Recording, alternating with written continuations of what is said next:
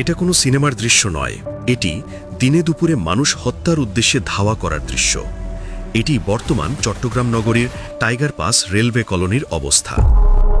এখানে একটা কূপ দিছে, এখানে একটা কূপ দিছে। বাসা বাড়িতে কিভাবে নিরাপদে থাকবো? বাবু আঙ্কেলকে এখান দিয়ে কিরিচ নিয়ে দূরাইতে গেছে, আবার একটা কূপ মারছে। আমার বাইকে এলো পাতারি কূপ আই, আমার বড় ভাইকে 7-8 মাস আমরা ওদের নামে একাধিক অনুষ্ঠানে আমরা করছি। ওরা আমাদেরকে আতঙ্ক করে রাখছে, ওদের জন্য আমরা বাসার থেকে বাচ্চা নিয়ে ফ্যামিলি নিয়ে কোথাও যাইতে পারতেছি না। এই সুমন আমার জন্মস্থান এখানে, আমি এরকম সন্ত্রাসী দেখিনি। এখন ওরা ঘর বাড়ার জন্য আমার হাজবেন্ডকে কারেন্টের শর্টও দিছে।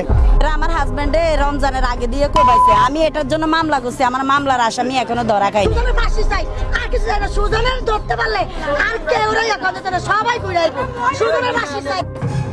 আধিপত্যকে কেন্দ্র করে সংঘবদ্ধ সন্ত্রাসী হামলা, মারধর ও লুটপাটের ঘটনা যেন দৈনন্দিন জীবনের অংশ এখানকার বাসিন্দাদের। এলাকাবাসীর দাবি, এই সবকিছুর মূল হোতা সুজন। ম্যাট্রিকের গণ্ডি পার করতে না পারা এই সুজন এখন রেলওয়ে কলোনির গডফাদার। এখন আসামি একটা ধরা কে করছে? সুজন। বিশেষ ব্যক্তিদের নাম ভাঙিয়ে চলে দলের রাজনীতি। জানা গেছে, ফেসবুকে স্বঘোষিত এই নেতা নিজের নামে চালায় 50-এর বেশি রেলওয়ের অবৈধ বাসা। জানুয়ারি থেকে দুদিন পরে পরে আসি আমাদের হাজবেন্ড থেকে মানে ঘর ভাড়া খুঁজে।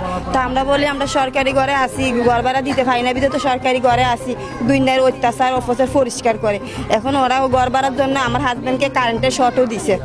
চট্টল চিত্রের অনুসন্ধানে এর আগেও সুজনের অবৈধ ভাড়া বাসা ব্যবসার কথা আসলেও এখনও নিশ্চুপ প্রশাসন। অনুসন্ধানে উঠে আসে, এক সময়কার চা বিক্রেতা সুজন চাঁদাবাজি ও দখলদারির সিন্ডিকেট নিয়ন্ত্রণ করতে রাতারাতি গড়ে তুলেছে বিএনপির নামধারী সুজন বাহিনী। সুজন বাহিনীর কথা মতো চলে অবৈধ ঘরে বিদ্যুৎ ও পানির সংযোগ। তাদের কথা মতো না চললে পড়তে হয় তোপের মুখে। এরা আমার হাজবেন্ডে রমজানের আগে দিয়ে কোবাইছে। আমি এটার জন্য মামলা করছি, আমার মামলার আসামি এখনো ধরা খাইনি। ওরা মানে প্রকাশ্যে এভাবে ঘুরতেছে। ওই আমার ঘরটা যাইয়ে দেখেন, সেদিন আমার ঘরটারে কালকে একদম কোবাই মানে একবারে কিচ্ছু রাখে নাই। বলতেছে যে আমি কেন মামলা করছি। আরো তো মানে অনেক খারাপ খারাপ কথা আমারে বলতেছে যে আমারে তো মারবে, আমার ছেলে মেয়ে এসে ওরা মারি ফেলবে। সুজন বাহিনীর কুকর্মে বাধা দেওয়ায় রোশানলে পড়ে এলাকার বাসিন্দা শাহাদাত হোসেন সৈকত।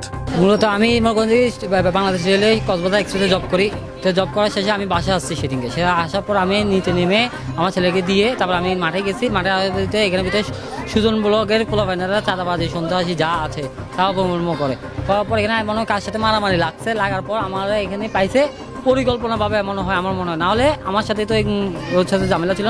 আমাকে মানে আতাল্লা সুজন নেতৃত্বে আপনার বাবু, ফেক্সি বাবু, তারপর হলো যে রবিন, সালমান, তারপর আরও অনেকের নাম দিছি, ঠিক আছে। কারণ সবার নাম তো বলা যায় না, অনেকের নাম দিছি। এরা সবাই ছিল, ঠিক আছে। এদের সন্ত্রাসী যারা মানে কথা এই সন্ত্রাসী চাঁদাবাজ, এটা ওদের ওর ভাই একটা মনে কথা কি খালি করে, মানে ওদের মানে এত পাওয়ার খালি করে যায় নিজের নেশার ইয়া করে, ঠিক আছে। এগুলো মনে করেন যে কি আপনার মানে আমরা এদের জ্বালায় আমরা থাকতে পারতেছি না।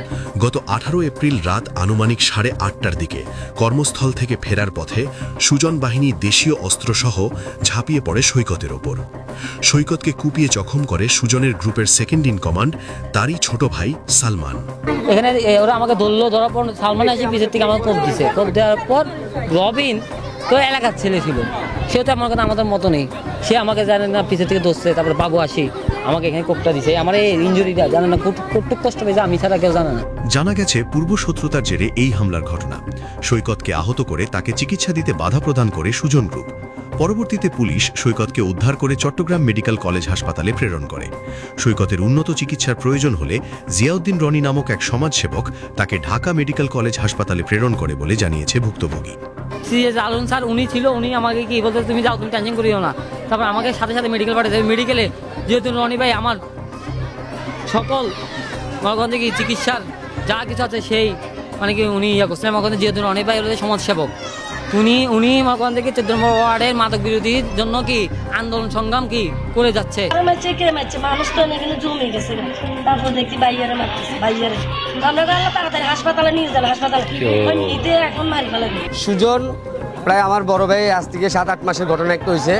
আমার বড় ভাইকে সুজন তার পোলাপাইন মিলে সবাই মিলে আসি, তার ভাই সালমান আওয়ামী লীগ করছে। তাদের অনেক রকমের ইয়ে আছে, তাদের আসি আমার বাইকে এলো পাতারি পাই আমার বড় ভাইকে 7-8 মাস আমরা ওদের নামে একাধিক অনুষ্ঠানে মামলা করছি। মামলা করার পরও এই আসামি 3 জনকে এখনো প্রকাশ্যে ঘুরতেছে। এখন তিনটা আসামি প্রকাশ্যে আগের মামলা প্রকাশ্যে ঘুরতেছে, তাদেরকে এখনো পর্যন্ত আইনে ব্যবস্থা নেওয়া হয়নি। জানা গেছে একসময় আওয়ামী লীগের সঙ্গে যুক্ত এই সালমান 5 আগস্টের পর নাম বদলে বিএনপিতে যোগ দিয়েছে। একই দিনে সৈকতের মামা মুক্তারকেও মারধর করে এই সুজন গ্রুপ। আমি সামাজিকভাবে বাধাজি অধীন সুমন গ্রুপের একটা ছেলে অটো সুমনের অটো ড্রাইভার মোবাইল কাম করছে, একজনের আইফোন চুরি করছে, আমি ধরে ওকে দিছি। এই কারণে ওদের ভিডিও করছি, এই কারণে আমার উপরে আজকে কোপ। আমি এটা সুমন গ্রুপের পোলাপাইন। এর 2 দিন পর 20 এপ্রিল রাতে একই এলাকায় আবারও হামলার ঘটনা ঘটে। অভিযোগ রয়েছে সন্ত্রাসীরা একটি বসত ঘরে পাথর নিক্ষেপ করে দরজা ভেঙে ভেতরে প্রবেশ করে স্বর্ণালংকার, নগদ টাকা ও অন্যান্য মালামাল লুট করে নিয়ে যায়। লুট হওয়া সামগ্রীর মধ্যে স্বর্ণের চেন, রূপার গয়না, নগদ অর্থ, হাঁস ও সয়াবিন তেল নিয়ে যায়, যার মোট মূল্য প্রায় 1 লাখ টাকারও বেশি। এ ঘটনায় ভুক্তভোগী খুলশী থানায় লিখিত এজাহার দায়ের করেছেন। শৃঙ্খলাভাবে আমাকে গালাগালি করতেছে, আর আমার স্বামীকে মারবে বলতেছে, আমাকে মারবে বলতেছে। আমার বাচ্চারা পর্যন্ত ভয়ে ঘরে ঢুকতে পারতেছি না। আমি বাসার আড়াল থেকে সবাইকে দেখছি, সবাইকে চিনছি। এই যে রবিন নামে ছেলেটা, ও বারবার বলে চিৎকার করে বলতেছে, তোর হাজবেন্ডকে কে বাঁচাবে, তোর হাজবেন্ডকে এখন কে আশ্রয় দিবে। আরো আমার বাড়ি থেকে বলতে 20 তারিখে রাত্রে ওদিন আমাকে হামলা করতে এসে আমাকে না পেয়ে, আমার ঘর খালি পেয়ে সেই সুযোগ ওরা কাজে লাগিয়ে আমার ঘরে স্বর্ণ ছিল, আমার 4টা রূপার চেন ছিল, 35 লিটার তেল ছিল, ওই স্বর্ণের সাথে 20,000 টাকা ছিল, তারপর আমার হাঁস ছিল, ওগুলা সব নিয়ে গেছে। তারপরের দিন আবার বলতে গেলে আমার 24 তারিখে, যে 25 তারিখ কালকে সকালবেলা ওরা আবার লুট করছে। ওদের ভয়ে আমি ঘরে থাকতে পারি না। স্থানীয় সূত্রে জানা গেছে অভিযুক্তদের বিরুদ্ধে এর আগেও খুলশী থানায় চাঁদাবাজি, চুরি, ছিনতাই ও হত্যাসহ একাধিক মামলা রয়েছে বলে অভিযোগ রয়েছে। এদিকে এসব ঘটনার প্রতিবাদে ক্ষুব্ধ এলাকাবাসী মানববন্ধন কর্মসূচি পালন করে দ্রুত আসামিদের গ্রেফতারের দাবি জানিয়েছেন। মানববন্ধনে বক্তারা বলেন, থানায় মামলা দায়েরের পরও এখনও কোনো আসামিকে গ্রেফতার করা হয়নি। উল্টো আসামিরা এলাকায় দাপিয়ে বেড়াচ্ছে এবং প্রতিনিয়ত প্রাণনাশের হুমকি দিচ্ছে, ফলে সাধারণ মানুষ চরম আতঙ্কে দিন কাটাচ্ছে। এ বিষয়ে খুলশী থানার ভারপ্রাপ্ত কর্মকর্তা বলেন, আমরা আসলে আইন শৃঙ্খলা নিয়ন্ত্রণের পাশাপাশি যে বিভিন্ন স্লাম এরিয়া আছে, বিভিন্ন মতিঝর্ণা, লালখান বাজার, এই রেলওয়ে কলোনি, এখানে কিশোর গ্যাং থাকতে পারে বা এখানে মাদক সেবনকারী, মাদক ব্যবসায়ী থাকতে পারে। এই জন্য তাদেরকে গ্রেপ্তারের জন্য এবং তাদেরকে আইনের আওতা নেওয়ার জন্য আমরা অভিযান করছি।